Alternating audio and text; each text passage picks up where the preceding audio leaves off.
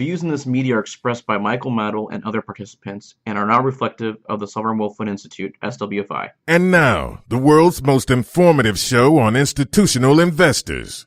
Follow the Money, home of sovereign funds, pensions, and other long-term capital. And here he is, Michael Madwell. Welcome to Follow the Money, the show on institutional investors. I am your host, Michael Maddle, president of the SWFI, and I am here with Rachel Pether, and we're going to cover a wide variety of topics today. So, Rachel, what is on your radar this week?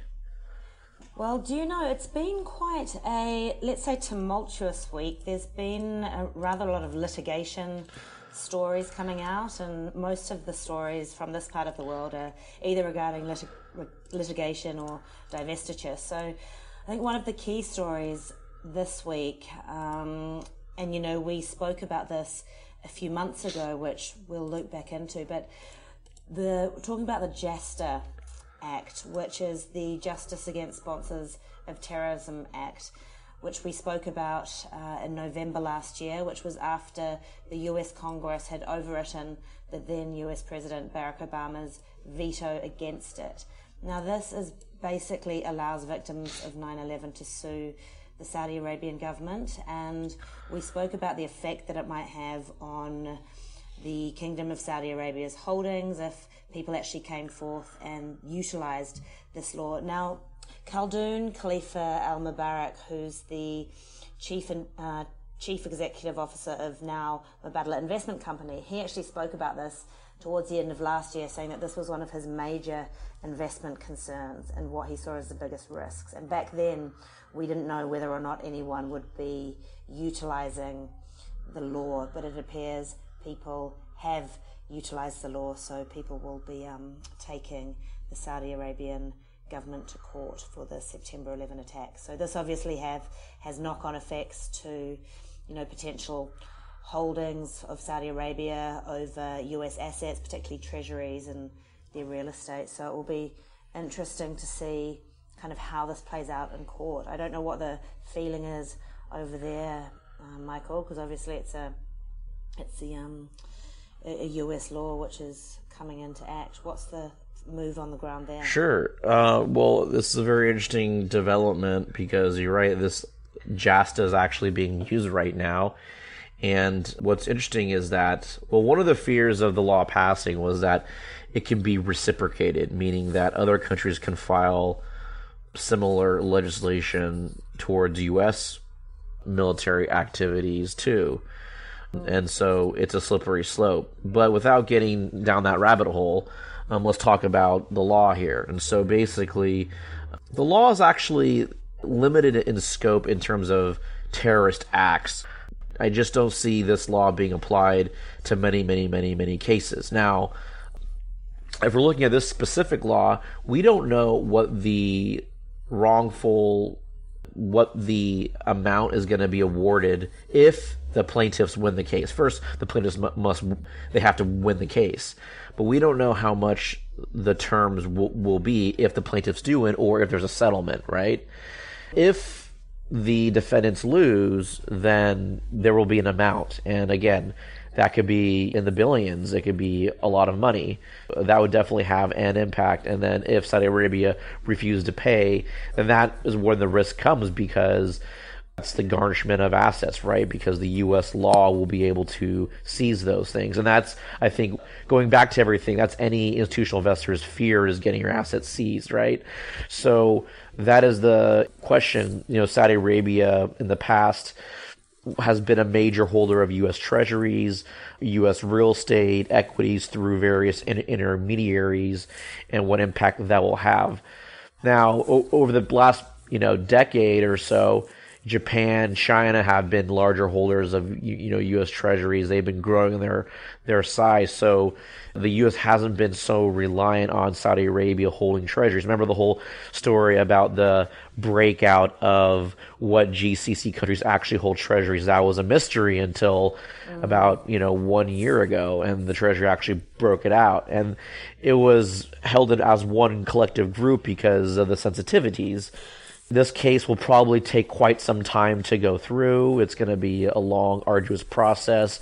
But what I will be fascinated to see is if the plaintiffs do win or if there's a settlement, to see what amount that is and to see if Saudi Arabia is willing to pay for it to avoid something. I would suspect no matter what the amount is, if it's a reasonable amount, I think Saudi Arabia would just pay for it and just move on from it rather than going down this cascading effect.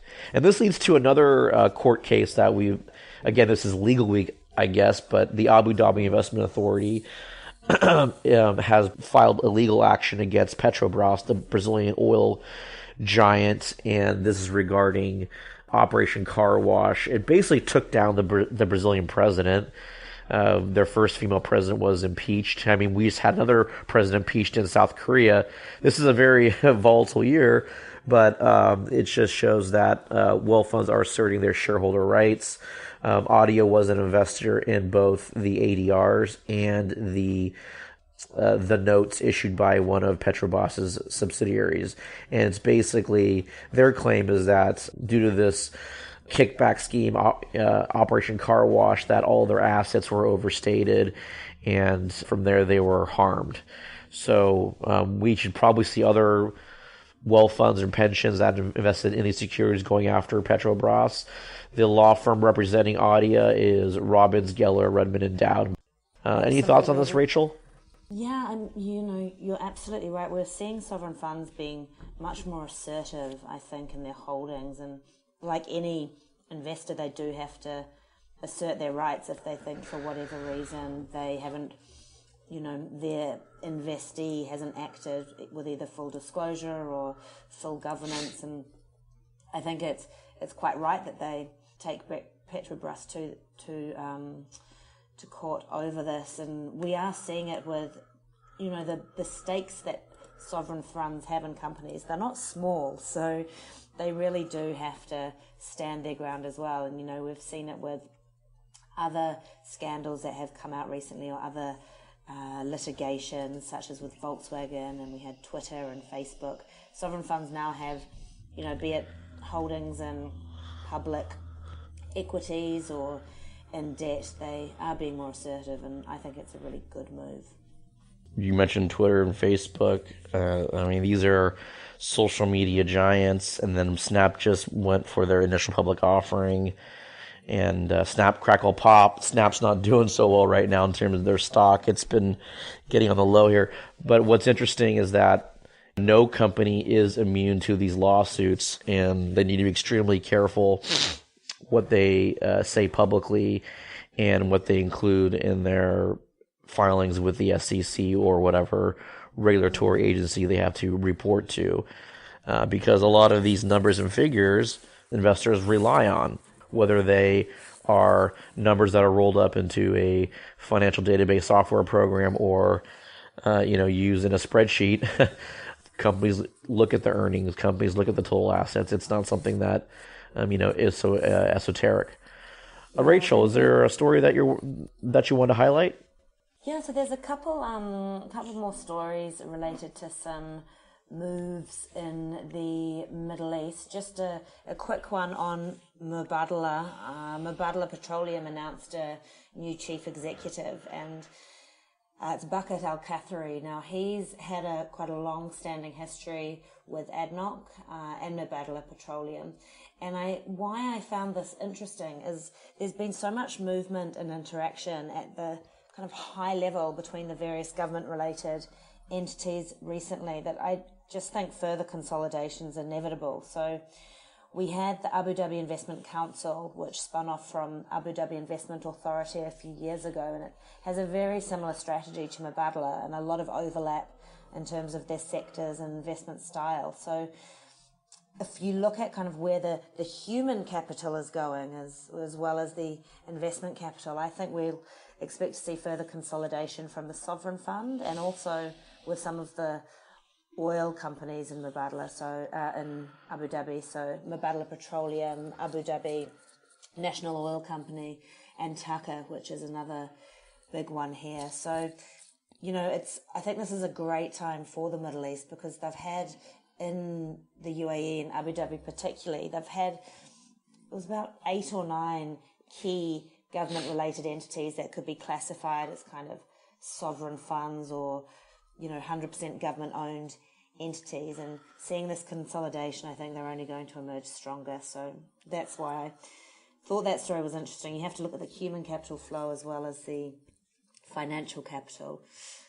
And then another story which I liked was we've got a major delegation from Qatar heading to Britain next week to talk trade, and by default it's actually happening the day before Britain triggers the Article 50 on Brexit. So it's going to be interesting to see how the UK position this. Obviously Qatar own a lot of real estate in the UK. They own a number of the key buildings. They own Harrods, they own the Shard, they own 20% of the London Stock Exchange, they own 20% of Camden Market, they own a large chunk of Canary Wharf, which is the financial centre. So I don't think they're going to, divest from their current investments. Obviously they would have lost a lot from the currency, so that would have an effect on total return. But I think it'll be interesting to see how they structure this kind of bilateral relationship going forward, and I wonder if there's going to be any big announcement just off the back of the trade delegation, because it obviously is the day before the Article 50. So I don't know. Right. I mean, that's a pretty big deal. That's a pretty historic moment for the UK. And it's something that I think people have always known that was going to happen, but it's been prolonged through various measures. And now it's actually going to happen. But yeah, it's interesting how it fits to the backdrop of the Qatari delegation coming in. They hold a lot of London real estate, a tremendous amount of properties, a tremendous amount of holdings in various equity assets.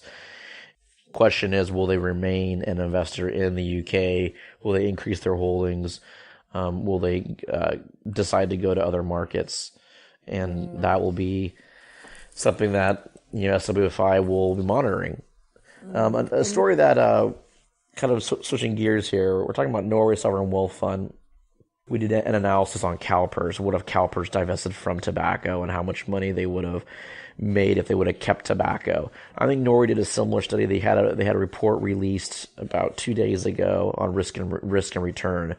And what's interesting is that they actually did a study on basically their ethical policy and what would have happened. So basically, Norway's wealth fund between 2006 and 2016, if they wouldn't have their ethical policies, which include, not investing in tobacco companies and companies that engage in severe environmental damages and labor issues, they would have generated 1.11% less in their equity returns, which they believe that number is about $1.4 billion.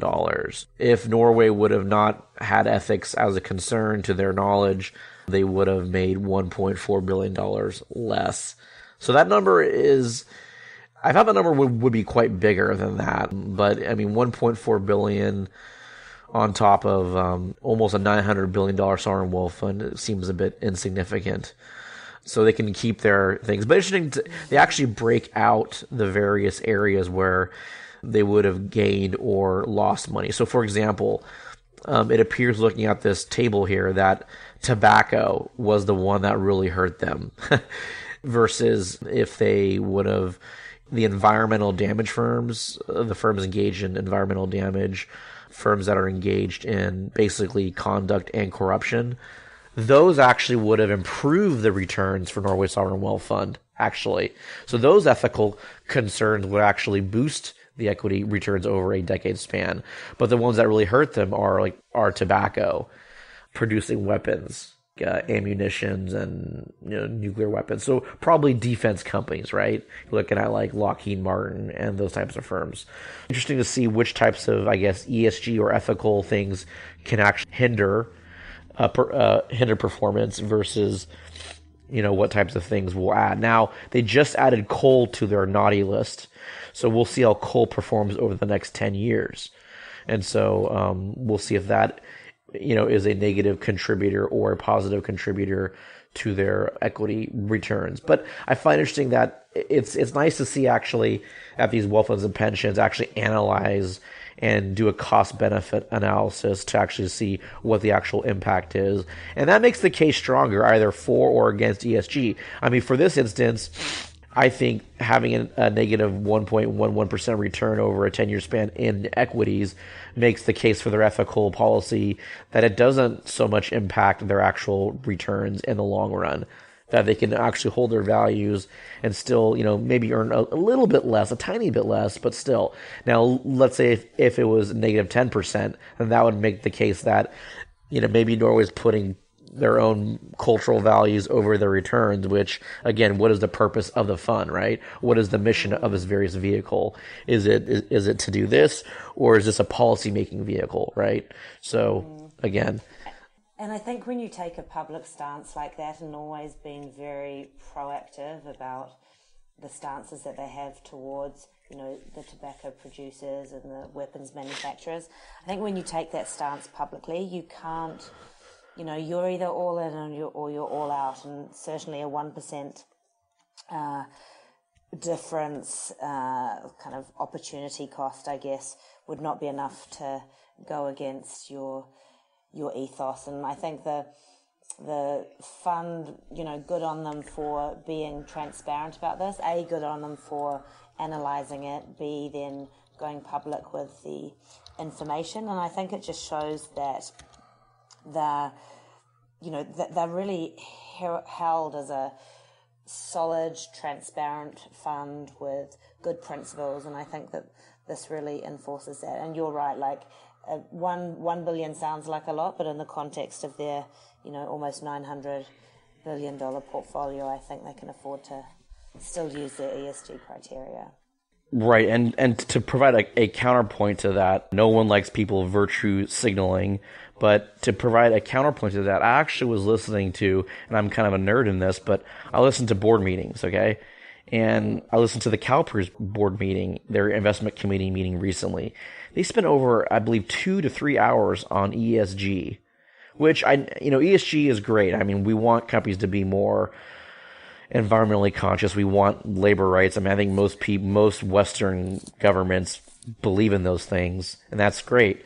But it was interesting how they focused 2 to 3 hours on ESG, and they really focused on kind of going around the edges.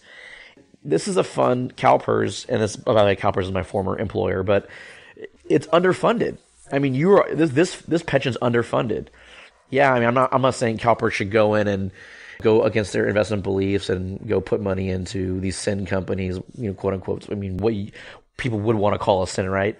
2 to 3 hours, but then your pension fund is underfunded. I think priorities need to be shaped. Now, Norway's government sovereign wealth fund, or this large sovereign wealth fund, they don't have the same liabilities as pensioners, even though it's government pension fund global, right? It's basically a giant savings fund, and they're huge.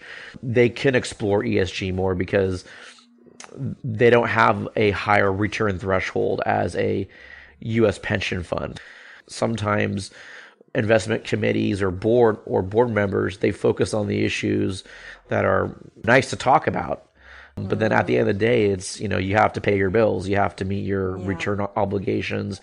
You have to be fiduciaries to that fund. And I don't know. I just found that interesting. There's one observation that they spend a lot of time on that. And it's good. I mean, we definitely, and CalPERS is a bellwether. I mean, if CalPERS is going to be pushing out ESG, other funds are going to take notice. So there is some advantage to that. But on the other hand, the pension fund is underfunded, and likely the returns of the future are going to be lower. I mean, that's what everyone's saying. Everyone's saying that we're still in a low yield world. People aren't going to hit their return targets. In fact, CalPERS lowered their return targets, I think, twice, and so have many other U.S. pensions. Yeah, I mean, I guess you're really dictated in that sense by what your liabilities look like, and the sovereign wealth funds are set up for different reasons, and as you say, the pension part of Norway is really just a namesake. So if you have a defined set of liabilities that you have to meet, then you probably can't be too creative as you can if you're just a massive savings fund. Well, actually, I think Norway and wealth funds could actually be bigger ESG proponents because they don't have the same liabilities as a pension fund does. They can be even more aggressive on boards, right? I mean, if it's just a giant savings fund, yeah, I mean, it's the citizens of that country that are the ultimate beneficiaries, or should be the beneficiaries of this of the sovereign fund, right? But they don't have the same liability structure as pensioners, as you have to be able to fund these pensioners and the retirements. So, and there's a beauty if you have that long-term focus, like you're in such a great position because you really get all those illiquidity discounts and a lot of investments, and you just have the luxury of, I think McKinsey wrote a great article about the problems with short-termism. And obviously with a pension fund, they do have longer dated liabilities, but they have this constant liability flow that they have to fund. And certainly Norway has a much longer scope. Yes, indeed so. And that's the story that everyone wants. Every country kind of wants what Norway has, and they've been quite disciplined in that. They're very environmental. New Zealand, I would like to wave the flag for New Zealand. They're very environmental with their yes. funds.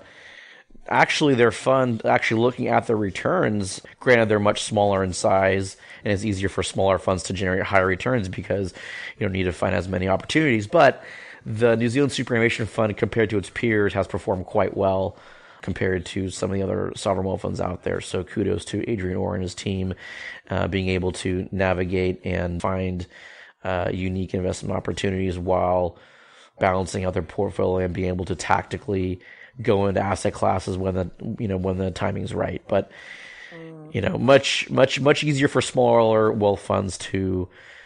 Small can be nimble, has its advantages for sure. Yes. Anyways, thank you for joining Follow the Money show, the show on institutional investors. This show can be viewed off Asset TV. It can be downloaded on your iTunes, or it can be viewed off the website, SWFI, or followthemoneyshow.com. So we hope that you can join us again and have a great day investing.